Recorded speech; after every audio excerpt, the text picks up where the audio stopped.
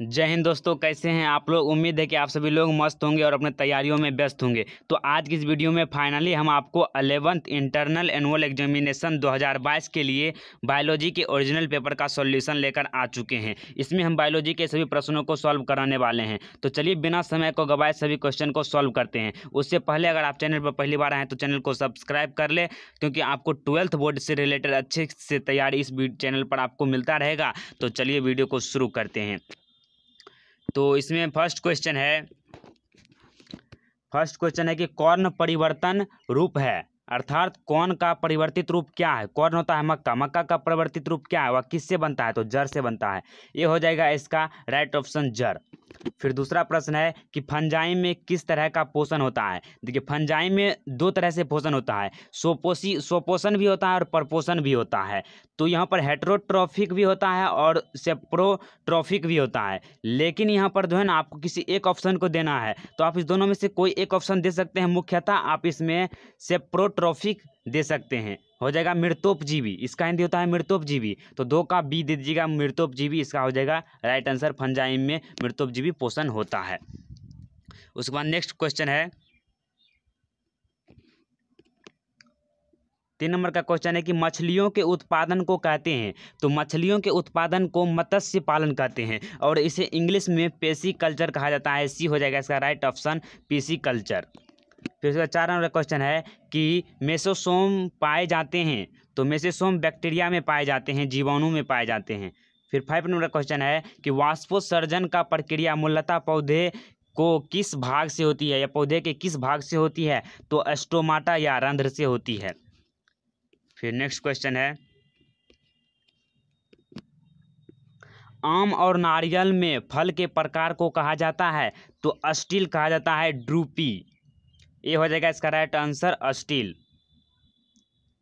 फिर 7 नंबर का क्वेश्चन है कि अमाशय रस में होता है। तो अमाशय रस में जो है ना पेप्सिन, लाइपेस और रेनिन नाम के 3 एंजाइम पाए जाते हैं। इसके अलावा एक और एंजाइम पाए जाते हैं, इमाइलेज। तो वो नहीं है, तो ये तीनों ऑप्शन जो है यहाँ पर सही होगा। ए पेप्सिन, लाइपेस और रेनिन, ये तीनों ऑप्शन यहाँ पर राइट हो जाएगा। तो 7 का ए हो जाएगा, पेप्सिन, लाइपेस और रेनिन अमाशय रस में पाए जाते हैं।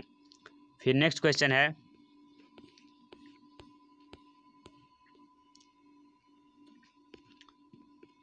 8 नंबर का क्वेश्चन है कि प्रकाश अभिक्रिया होती है। तो प्रकाश अभिक्रिया, देखिए जो प्रकाश की उपस्थिति में अभिक्रिया संपन्न होगी वह प्रकाश अभिक्रिया होगी। तो यह जो ना दो में होता है, एक होता है प्रकाश की उपस्थिति में जो होगा उसको हम गरेना कहते हैं, और जो प्रकाश की उपस्थिति में नहीं होता है उसको हम स्ट्रोमा कहते हैं।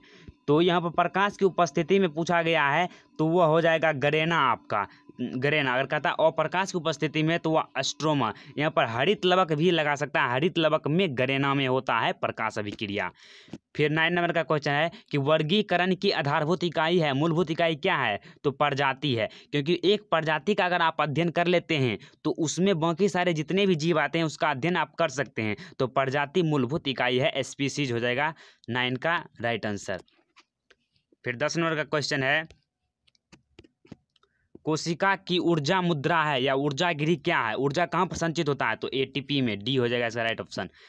फिर 11 नंबर क्वेश्चन कि ऑक्सीशोषण की अंतिम उत्पाद है। तो CO2, H2O और ऊर्जा, अर्थात कार्बन डाइऑक्साइड, जल और ऊर्जा जो है वह ऑक्सीशोषण की अंतिम उत्पाद है। ऑक्सीशोषण किसे कहते हैं, वैसा शोषण होना चाहिए जिसमें ऑक्सीजन की आवश्यकता होती है, मूलभूत आवश्यकता होती है, वह ऑक्सीशोषण होता है, जिसके अंतिम उत्पाद के रूप में CO2, H2O और ऊर्जा प्राप्त होता है। फिर नेक्स्ट प्रश्न है 12 नंबर का क्वेश्चन है क्या कि स्पीसीज प्लैंटर्मन के लेखक कौन है, तो लिनियस जी हैं। सी हो जाएगा, 12 का सी हो जाएगा, लिनियस जी। फिर है 13 का एड्स वायरस में होता है। तो RNA और प्रोटीन दोनों होता है एड्स वायरस में। फिर है 14 नंबर क्वेश्चन कि पाइनस बीज में बीज पत्र की संख्या है, तो अनेक हो जाएगा, क्योंकि उसमें 3 से अधिक होते हैं और 18 या 14 से कम होते हैं। तो अनेक यहाँ पर मैनी डाल देना है। उसके बाद नेक्स्ट क्वेश्चन है पुनः 15 नंबर का प्रश्न है कि पादप जगत का उभयचर कहलाता है।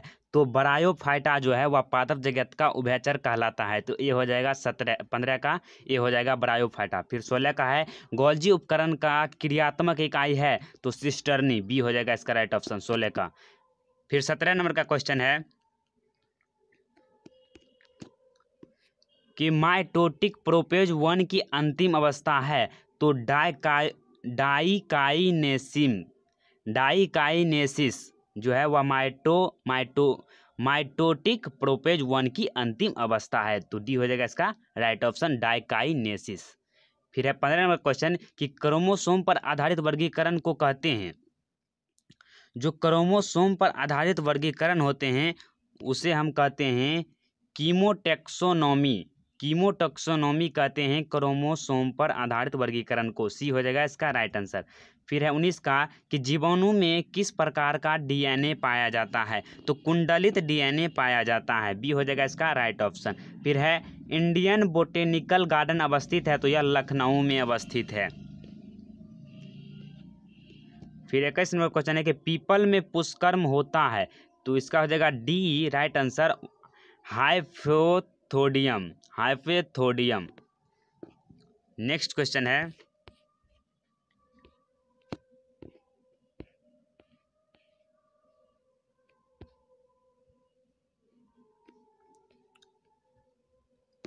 बाईस नंबर का प्रश्न है कि प्रथम स्वपोषी जीव कौन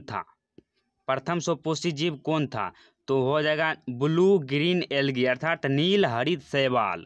सी हो जाएगा इसका राइट ऑप्शन।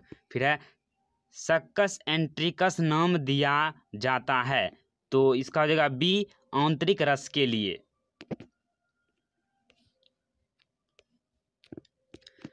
फिर 24 नंबर क्वेश्चन है कि निम्न में से कौन C4 पौधा है तो मकई हो जाएगा इसका, माइज।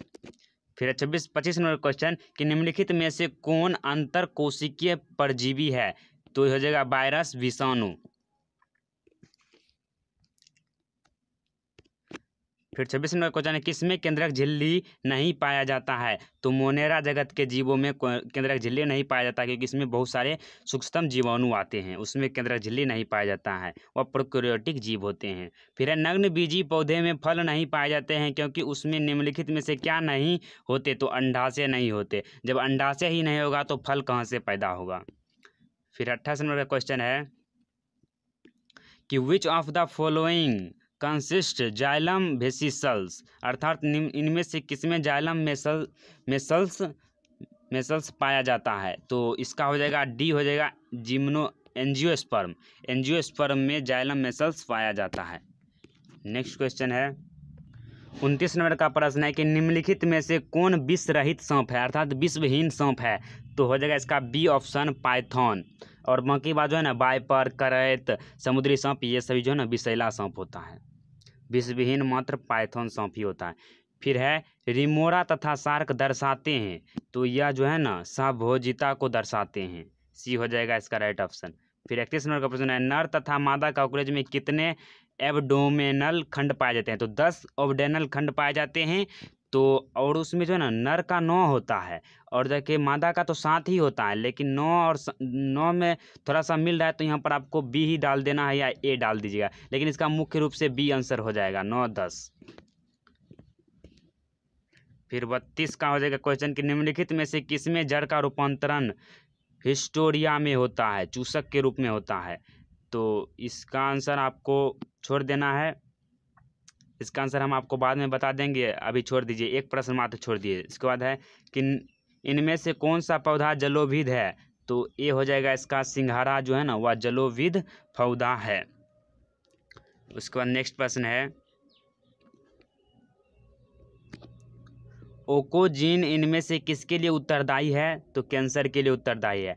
फिर इनमें से कौन द्विगुणित संरचना है तो हो जाएगा सी युग्मनज। उसके बाद अगला प्रश्न है कि वप्र पुल किसमें होती है तो वप्र पुल इसको भी आपको छोड़ देना है। 37 नंबर क्वेश्चन है कि निम्न पादप वृद्धि में सहायक है तो इनमें से सभी हो जाएगा, एब्सिसिक एसिड भी हो जाएगा, ऑक्जिन्स हो जाएगा, जिबरेलिन्स हो जाएगा, ये सभी हार्मोन हैं जो पादप वृद्धि में सहायक होते हैं तो डी हो जाएगा इसका राइट ऑप्शन। फिर 38 नंबर क्वेश्चन है कि कौन सी संरचना जंतु और पादप कोशिका में अंतर दर्शाती है तो जो होता है ना पादप भित्ति, कोशिका भित्ति, सेल वॉल, वही जंतु कोशिका और पादप कोशिका में अंतर को दर्शाता है। फिर 39 नंबर क्वेश्चन है कि नोटोकार्ड पाया जाता है तो इसका हो जाएगा स्पॉन्ज। फिर 40 नंबर का क्वेश्चन है ऑस्मोसिस ऑस्मोसिस रिसेप्टर पाया जाता है? तो इसका भी आंसर आपको, इसका आंसर हो जाएगा 40 का बी, हाइपोथैलेमस। 41 नंबर का क्वेश्चन है कि शरीर में तरलता आयन के कम होने से ऑस्मोसिस रिसेप्टर क्या होता है? तो ये शांत हो जाता है। उसके बाद 42 नंबर का क्वेश्चन है कि वसा फ्रोसिन है, तो यह जो है ना, इसमें थोड़ा सा कन्फ्यूजन है, लेकिन आप इसका आंसर डी मारिएगा। शरीर में तरलता आयन को कम करता है। तो इस तरह से आपका पूरा ऑब्जेक्टिव समाप्त हुआ। तो चलिए आपको सब्जेक्टिव भी दिखा देते हैं कि कौन से सब्जेक्टिव क्वेश्चन आए हुए हैं, उसका भी कहिएगा तो सोल्यूशन हम आपको बता देंगे। तो यहाँ पर आप लोग को हम बता ही देते हैं कि 32 का निम्नलिखित में से किसमें जड़ का रूपांतरण चूसक या हिस्टोरिया में होता है? तो इसका हो जाएगा ए, अमरवेल का। तो आपका पूरा क्वेश्चन क्लियर हो चुका है। तो चलिए सब्जेक्टिव क्वेश्चन की ओर चलते हैं। फिर देख लीजिए यहाँ पर सेक्शन 2 में जो है ना, खंड 2 में दिया गया है सब्जेक्टिव क्वेश्चन, जिसमें 1 से 15 तक है और जाके इसमें से आपको 10 ही बनाना है और 2 अंक का प्रत्येक प्रश्न है। पहला प्रश्न है किसी 4 यौन संचारित रोगों के नाम और उसके कारक रोगाणुओं के साथ लिखे। तो जैसे एड्स हो गया, एड्स सभी ये सब यौन संचारित रोग है, तो ये सभी का देख देना। गोनेरिया हो गया, वो सभी रोग का नाम देना है, उदाहरण देना है, और उसका जो कारक है किस रोगाणु से होता है वो सभी लिख देना है। फिर उसके बाद पादप हार्मोन से आप क्या समझते हैं? उदाहरण दे। तो पादप हार्मोन क्या है? तो वैसा हार्मोन जो पादप में वृद्धि के लिए उत्तरदायी होता है वह पादप हार्मोन होता है। जो पादप से स्रावित होता है वह पादप हार्मोन होता है। जैसे जिबरेलिन्स हो गया, एब्सिसिक एसिड हो गया, ऑक्सिन हो गया, ये सभी जो है ना पादप हार्मोन के उदाहरण हैं। इसी को लिखना था। शॉर्ट क्वेश्चन ये आप आराम से बना लीजिएगा। फिर देखिए दूसरा क्वेश्चन है कि मानव दंत के प्रकार एवं संरचना के बारे में लिखे। तो मानव दंत के 4 प्रकार हैं, ये आप भी जानते होंगे। कृंतक, रदनक, ये सभी दांत के लिख देना। उसके बाद एक संरचना आपको बना देना है दांत का। देखिए जैसे हो गया कृंतक, रदनक, चवर्णक, अग्रचवर्णक, ये 4 प्रकार होते हैं, और जिसकी जितना संख्या है वो लिख देना है, और उसका फिगर यहाँ पर आपको बनाकर थोड़ा सा दर्शा देना है और नाम भी लिख देना है। तो इस तरह से आप लिख सकते हैं। उसके बाद है कि जैव अवस्था के स्तर से आप क्या समझते हैं? फिर अभ्यारण्य को परिभाषित करें, जिसमें जीव जंतु एवं पेड़ पौधे को रखेंगे वही को अभ्यारण्य कहेंगे। उसी तरह के लिख देना है, आप लोग भी पढ़े होंगे। फिर है कंडरा एवं स्नायु में क्या अंतर है, ये कहाँ पाई जाती है? धमनी एवं शिरा में क्या अंतर है? ये सब तो बच्चा वाला प्रश्न है। प्रतिवर्ती क्रिया क्या है? मियोसिस के महत्व को लिखे। सहजीवी नाइट्रोजन स्थिरीकरण से आप क्या समझते हैं? नाइट्रोजन स्थिरीकरण के लिखना। फिर विसरण एवं परासरण में क्या अंतर है? ये 9th में भी पढ़े होंगे। फिर जड़ के रूपांतरण से आप क्या समझते हैं? पेप्टाइड बंधन किस प्रकार का बनता है? फिर जीव विनिमय से आप क्या समझते हैं? पेरिडर्म का निर्माण द्विबीज पत्री तनों में कैसे होता है? फिर दीर्घोत्तरीय में कोशिका चक्र की विभिन्न अवस्थाओं का वर्णन करें। ये लोंग वाला है, पूरे कोशिका संरचना बना दे रहा है। या आप रंध्र की संरचना का सचित्र वर्णन कर सकते हैं जो पत्तियों में पाया जाता है। फिर उसके बाद इस तरह के क्वेश्चन हैं, रुधिर क्या है, रक्त क्या है, इसका पूरा लिख देना है आपको। तो आज की इस वीडियो में बस इतना ही। तो मिलते हैं किसी अन्य टॉपिक के साथ अगली वीडियो में। तब तक के लिए जय हिंद, जय भारत। और आप 12th बोर्ड एग्जाम में अच्छे अंक लाने के लिए, अच्छे पढ़ाई के लिए आप इस चैनल को सब्सक्राइब कर सकते हैं। अभी तुरंत कर दीजिए, आपको इसमें पैसा बिल्कुल भी नहीं लगता है। तो चलिए मिलते हैं अगली वीडियो में, तब तक के लिए अपना ख्याल रखें। Good bye.